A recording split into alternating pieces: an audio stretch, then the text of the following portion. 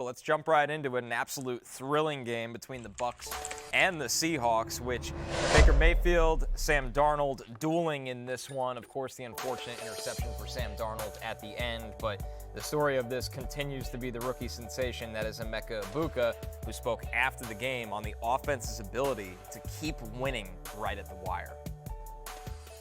I forget the saying. It's like one time's luck, second time's a fluke, and third time it's a real deal. So I think this is the fourth 2-minute drive that we had this year out of 5 games. And, NFL is down to the wire a lot of the time. So you have to have someone at quarterback that has that capability, and Baker has that for sure. We're never out of the count. And, it was a back-and-forth game. It was a little bit of a shootout.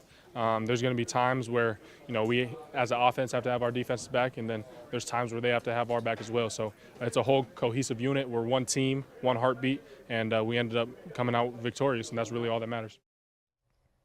What a ride it's been for Emeka Egbuka. It was interesting because we knew Chris Godwin would miss the first couple games, and it was like, okay, Egbuka is going to be viable. Then Mike Evans gets hurt. Now it just feels like it might be his offense. Yeah, I mean, I don't know how you sort of go away from him. Like even when Mike Evans is back, Chris Godwin was out there for a bunch of snaps, didn't do a ton with it. I mean, Chris Godwin got 4 targets, whatever. I mean, Cade Otton got 5, Tez Johnson got 4, Emeka Egbuka got only 7 targets here. He had the big 57-yarder there as well. He's the first player in NFL history with 25 receptions and 5 receiving touchdowns in his first 5 career games. You're seeing all the underlying stats. He's in the Puka Nacua conversation. He's in the Randy Moss conversation in terms of a rookie wide receiver coming in the lead and just setting it on fire in terms of not just NFL production, but obviously fantasy football production as well. He's averaging 89 receiving yards per game. He's at least a 20% target share in every game this year except for one. And the most impressive things to me about this is he did this on the road at Seattle. With the exception of possibly Miami to Seattle, I don't know that there is a longer distance you can travel inside the United States, not counting the London games or anything like that, but just for a game inside the United States to travel from Tampa Bay to Seattle, which in theory is a tough place to play, although the Seahawks are 2-8 at home over the last 10 games. By the way, Baker Mayfield, 29 of 33 in this game.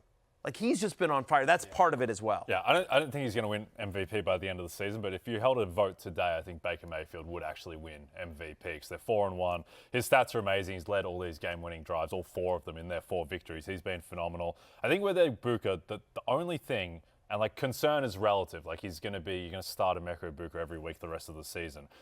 You mentioned Puka Nacua. He's not quite getting that kind of target share, right? He's been dependent on these deep balls. But Connor, at some point, the deep balls, which normally you think are very prone to variance, maybe might just be part of his game. Well, especially when you have a quarterback as efficient and accurate as Baker, right? Yeah. That's the difference. If this was a quarterback that was a little bit more spotty with the accuracy, but no, this is the Bucs offense. This is what Baker Mayfield does. And Emeka Egbuka, I understand at times the volume wasn't there for him in college because of the players he played with, but when he did get opportunity, this is also exactly what he did. So this is for real. This is no bit of a fluke. This is sustainable right now. Average depth of target, to your point about the deep balls, 13.8 is his average depth of target. He's had at least 3 or more deep targets in every single game this year. It is part of his game, his makeup there. Aloha Bricks wants to know, is Egbuka going to be a top 10 pick next year? At this pace, probably. At this pace, probably.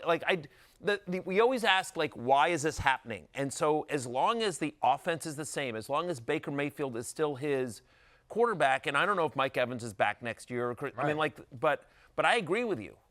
Next week, if you told me Mike Evans is back next week, I'm still ranking Egbuka the highest of the 3 guys between him, Godwin, and Evans. And I think the most important thing here is again, with Baker Mayfield, you mentioned it. We talked about this in the Football Night in America pod.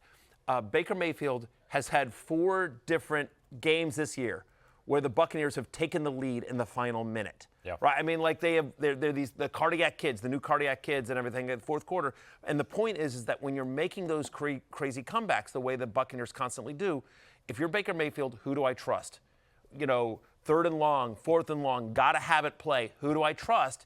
And the answer is Emeka Egbuka. He has earned the trust. He's not just making some splashy plays and a couple of big things. He has earned the trust of one of the best quarterbacks in the NFL, a team that is going to be throwing a lot. It's fun to watch, not a fluke. Hey, it's Matthew Berry from NBCSports.com and RotoWorld.com, and I want to thank you so much for watching whatever it is you just watched. or if nothing else, being too lazy to click out of the autoplay after this video started, after whatever it is you actually wanted to watch finished. But now that you're here, I'd like to take a moment here to ask you respectfully now, okay? I'm asking you respectfully to subscribe to the NFL on NBC YouTube channel. You'll get the latest Roto-World fantasy news headlines, all sorts of great shows, including my own Fantasy Football Happy Hour. So go subscribe now. Again, I'm asking respectfully.